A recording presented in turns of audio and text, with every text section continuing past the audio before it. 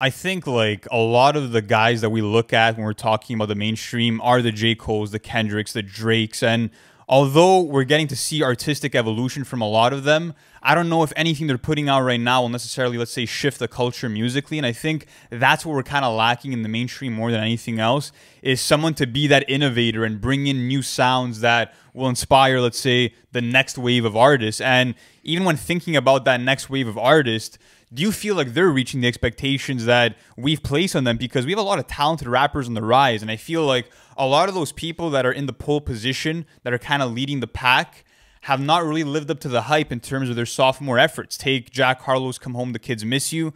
Take From a Bird's Eye View by Corday. I feel like they're not really captivating the masses the way that J. Cole, Drake, Kendrick were doing back when they had their early runs in the early 2010s. So how do you feel about that? Well, I completely agree with that statement that you were saying about the sophomore albums. And even looking at, let's say, Roddy Ricch with Live Life Fast, that as well was kind of a disappointment for a lot of people. Why do you think he went wrong with that? Well, starting off with Roddy, I feel as if maybe the album was a bit too, like...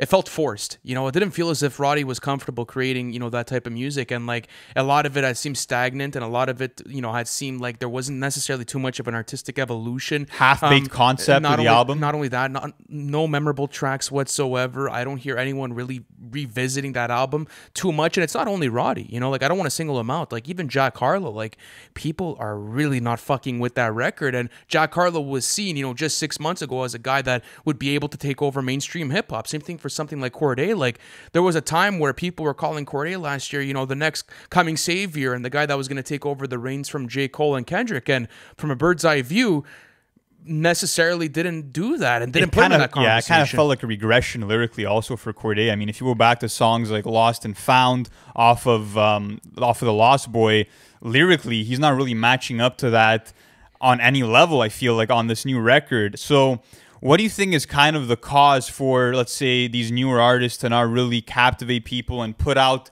this groundbreaking material that their peers from 10 years ago were doing? Because I think one thing to consider is that a lot of these artists, and this is normal as hip-hop evolves and grows, I feel like a lot of these artists are having a hard time breaking free from the comparisons that we give them and attribute to them. I feel like, for example, with Corday, he's had a hard time breaking free from that J. Cole comparison. I feel like with someone like Don Toliver, for example, although he has his distinct sound, what he's offering to hip-hop and the overall landscape is that slower-paced, psychedelic sound mixed in with these catchy melodies. But we have Travis Scott, who's already doing that. So do you feel like that's maybe something where that's what they need to break free from, is having more of their own original and distinct voices? I'm not even sure if it's their own fault, to be honest with you. Okay, that's interesting. Why? And I was talking with young Troy the other night, and we were out for a cigar, and what he was saying was that it's not even their fault, it's the record labels, because this is what happens, is that they'll drop a super hot single, and then what ends up happening is that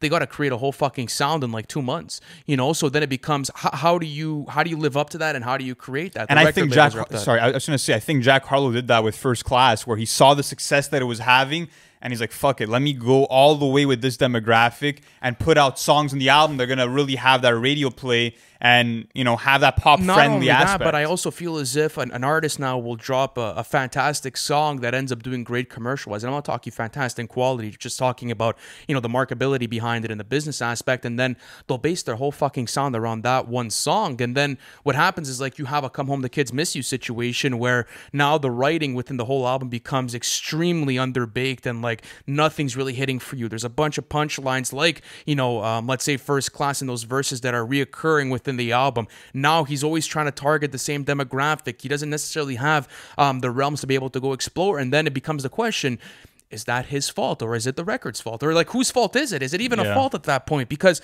yes, we could criticize all we want, but there are still people listening to it, you know? But the only issue is like, even back then, if you were to go back to, let's say, the prime time, you know, who was coming up within that generation of, like, you know, who was going to be mainstream hip-hop leaders. Let's say even Wiz Khalifa was in that conversation. Mac Miller was in that conversation. There was a lot of different people in that conversation with Kendrick, Cole, and Drake they were all creating these unique sounds that were never really presented throughout hip hop. Like they all had their distinctive sound. And we were talking about that with Coleman, how everyone coming up back then literally sounded refreshing to the scene. And how do you feel about that? Yeah, I think it just comes down to having your own distinct voice. And for example, you know, someone like J. Cole, yes, he's inspired by Nas, he's inspired by Eminem, but he'll use certain components of, let's say, similar flows or cadences, but he makes it his own, and he kind of has that unique voice. Someone like Jack Harlow, for example, on the recent album, I feel like he tried too hard to play in Drake's sandbox and really tried to dominate with that lane of,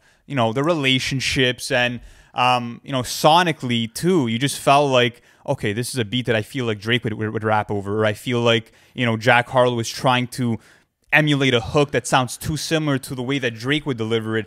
And same thing with Cordae in the sense that I feel like his delivery is similar to Cole, and he goes for that, let's say, everyman type of subject matter where he's humble, he can relate to everybody, but what are you bringing that's refreshing to the table? And I feel like that's an issue. I feel like a lot of albums today are also not as cohesive. They don't have connective tissue. They're lacking real depth. The vocal arrangements don't sound like they're as nuanced as they were in the past. And it's hard to really wrap your head around it too, because I feel like just from the consumer's point of view, a lot of us are dealing with oversaturation in the market as well. You're getting new albums practically every week. And I feel like, myself included, I'm struggling to listen to these albums and to really go back to them, because you're kind of programmed to always look for the next best thing and to not really live with these projects. But something like Kendrick Lamar's Mr. Morale and the Big Steppers, that was so fucking unique and so jarring that naturally I was so invested in returning to it, because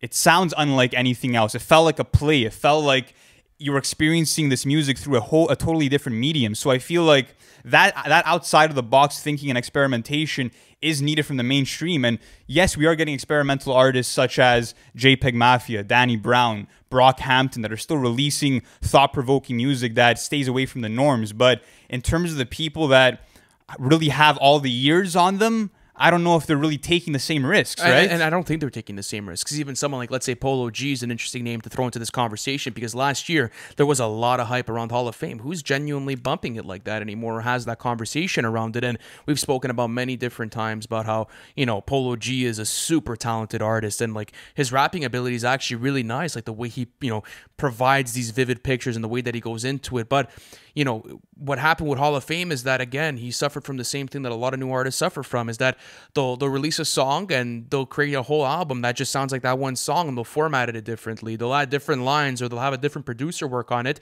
but necessarily nothing really changes in the album experience. And I think that's the main component within all of these new albums for me that kind of throw me off, is like, okay, I get the approach and I understand how this could be smart from a business level, but wouldn't it be smarter either way, you know, just to be able to release a beautiful, you know, project, maybe that they want, take time on it, and then after that you have this album living on. Example like GKMC, it had the commercial value behind it, but that album has been charting since its release and is one of the longest charting albums of all time. And that's why Kendrick does what he does. Yeah. Same thing for Cole. You know, a song like No Role Models is one of the longest charting Spotify songs of all time. But the concept behind those types of records and that music was they were so out there and they were so unconventional for what was being released back then, but they just sounded right and they hit home and it was quality. But that same type of energy is not being reciprocated within these new albums. And take it to Live Life Fast, you know, we'll go back to that album.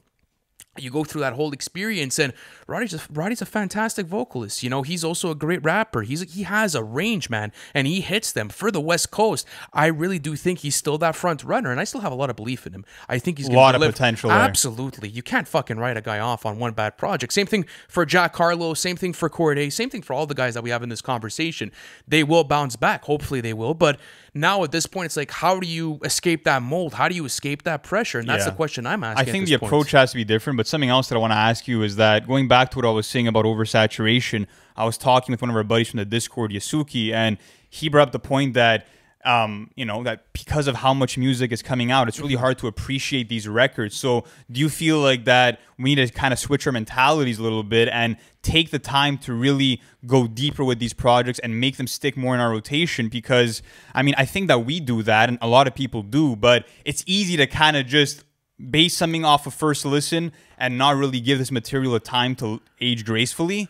But yeah, do you think that that's maybe an issue too in terms of just needing to switch your mentality? Well, it stems from the consumer. The consumer wants everything right away, real quick. You know, get it to me and short get it to attention span. Absolutely, get it to me in perfect condition, and you know, I don't want any other questions or anything asked. And I think that that's a flaw with the consumer. We're putting a lot of pressure on these artists to deliver perfect material, but in like 2 minutes, you know, an artist will release a hit, and we're expecting the album next week. And like, listen, we cover a bunch of material. You know, we cover rollouts and we do a lot of stuff on the channel, but you know, we always say it that.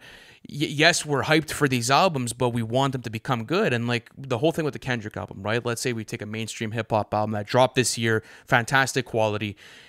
I could have gone this year without a K-Dot album and I would have been okay with it, you know? Like, I think about that too. It's like you want these artists to be able to craft their albums that's suited for them, but it's like, could someone like Jack Harlow, Polo G, Roddy Ricch, could they afford to take that type of risk? Yeah. I mean, that time off too, yeah, because they need to be consistent in terms of just, you know, keeping their name relevant and continuously growing that fan base because they're still at that level in their career where they're growing and building. But I think the other issue too is that, like we were saying, they're too comfortable at times, it sounds like, on these records. And it also comes down to the rollout. I mean, they're making it uninteresting for the fans too because the rollouts have become so formulaic in the sense of, all right, let me, you know, start teasing some snippets on my Instagram. Let me put out the album cover. Let me drop 2 singles and see what they do. And I just feel like when you're looking at other artists in the mainstream, like a Tyler, the Creator, and the way that he's bringing in these crazy visuals, he's putting up a billboard where you have a number that you can call and you could actually hear a snippet from one of the skits off of Call Me If You Get Lost. That was masterfully executed. So I feel like that's the major thing is, let me try to find my own voice. Let me try to innovate the same way that Future did when he pioneered the trap scene in terms of bringing that melodic, auto-tuned voice to the scene and influence a whole generation of artists to follow along. I feel like we're lacking that game changer that will really bring in a new flavor that could have influence and really shift the genre. Well, I'm going to play devil's advocate here. You know, let's say we look at Tyler or Future earlier on in their careers. Like, they weren't dropping DS2s and they weren't dropping Igors or Flower Boys. It took evolution within their discography to be able to attain that. So, do you think it's timing right now? Do you think maybe it is the sophomore slump and they need to be able to experience these mistakes? Because, example, someone like Corday,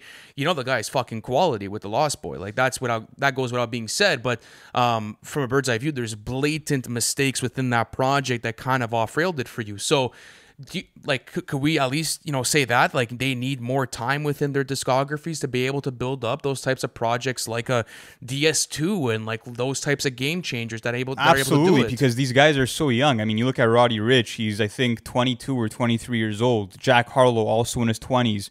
Corday, same scenario. Don Toliver, also very young. So obviously they need time to mature and to, you know, really focus and craft their sound and make it original. But I think, yeah, it just comes down to bringing something refreshing to the scene. But something that I want to kind of point your attention towards is just the commercial success in terms of the previous generation and this generation in terms of sophomore albums. So Drake's second album, Take Care, sold 631,000 copies first week. Kanye's second album, Late Registration, sold 860,000 copies first week. J. Cole's second album, Born Sinner, sold 297,000 copies first week. Good Kid, Mad City by Kendrick sold 242. And now I'm going to read you through sophomore albums from these newer artists, but keep in mind the Billboard rules have changed and it is harder to have, you know, these albums that are selling 600K. But Corday's second album, From a Bird's Eye View, sold 20,000 copies. Don Toliver's Life of a Don sold 68,000 copies first week. Jack Harlow's second album, Come Home, The Kids Miss You, sold 130,000 copies first week. Sorry, 110. My bad. Live Life Fast sold 62,000 copies first week. And the reason why we're bringing this into the conversation, it's not to say that commercial numbers equal quality, because it never does, but it's just to say that I feel like the approach with a lot of these artists have been to reach the masses. Even looking at Corday's project, which had a lot of lyrical substance and a lot of personal material that was refreshing to hear, you still had those songs with Lil Durk and with other artists that were kind of targeted towards more of a radio sound. But clearly these attempts are not even working on a commercial level, I feel like. So why not take that risk and experiment as a vocalist and as a musician rather than, you know, try to appeal to the masses when these attempts aren't really landing? Well, I think the attempts aren't landing because it's just the quality of the music. Like I genuinely do think so, and they have so much pressure on them to be able to deliver. I think the best artists that really do deliver on quality are the ones that don't give a fuck. They put out what they're a fan of. They're a fan of their work. Okay, let me put this out and let me do it well, and then regardless of the first week sales or whatever it is, I don't think they care about that, dude. Like just let me put it out and let me see how it sticks. And we were talking about the Drake, we were talking about Kendrick, Cole, Kanye, Tyler, like all like the mainstream, Travis, all these guys came in with a fresh, a new sound, but each and every single time they brought in a new project, they redefined what they did. And that's a situation that I'm not necessarily seeing with the new generation artists as well. Is like you go back to their previous project, it's kind of a cookie clutter effect where they'll take what they did and what was working for them maybe a year ago or 2 years ago, and then they'll copy paste it, but they'll do it in a new format that doesn't sound refreshing. It doesn't sound like it's pushing boundaries. And does that become a thing of like, okay, like I got to feed my fan base and keep everyone pleased, or what's the situation as a whole? Because as a consumer, I kind of feel like I'm getting the same records over and over and over again. Yeah. Even for stuff like length optimization versus, dude, like the same features sprinkled on every single album. It's always the same thing. I know. And that's something that we were talking about even in the trap conversation, where we felt like it was becoming super formulaic. But something that I want to talk about is just the whole question of conscious hip-hop and having substance within your records.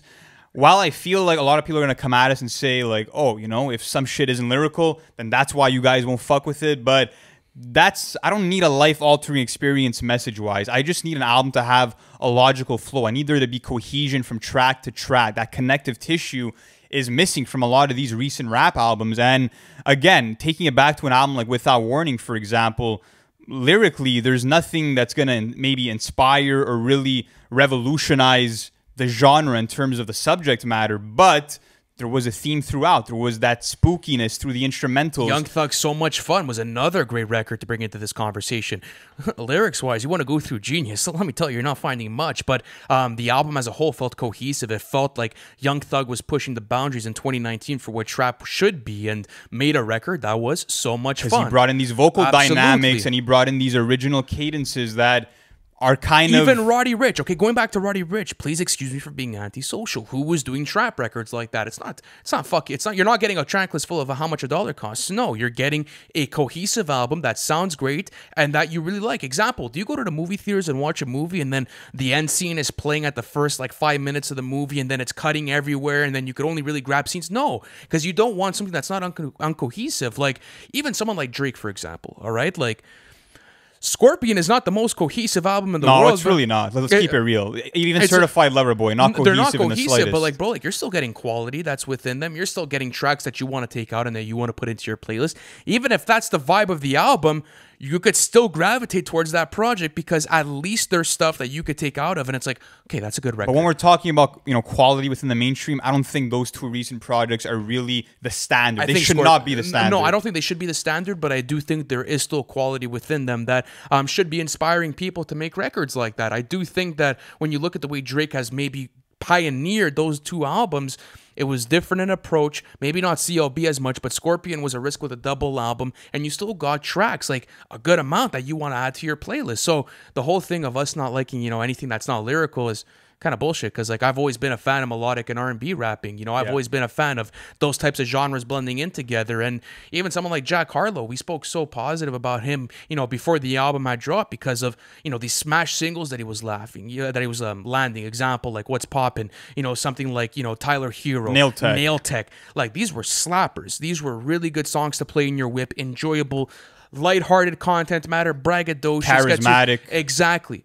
Does it transpire on the album? No. So therefore, and it does not land. Obviously, if you are bringing substance and you're digging deep into your material, that's awesome. But I don't need a record to be a concept album for me to enjoy it. But at the end of the day, it's going to be interesting just because I think the underground is really dominating in a sense. I feel like there's albums this year that came out from Ransom. There's albums that came out from Black Star that aren't getting the attention they deserve. But in terms of the mainstream, I think we're really, missing someone to be moving the needle properly to really influence and motivate other artists to get out of their comfort zones and bring something refreshing to the scene, right? Yeah, and I think that it has to stop coming from the Kendrick Coles, Drake's, Yes, Tyler's, that's the Kanye. bottom line. Yeah, like it has to stop coming from them, because at a certain point they won't be making music anymore, and then who's going to be taking up and filling up those shoes? I'm not sure if we have anyone right now, but let us know how you feel about this whole conversation in the comment section, guys, because it's always interesting about talking about the current state of rap, because these types of conversations were being had at the beginning of last decade. So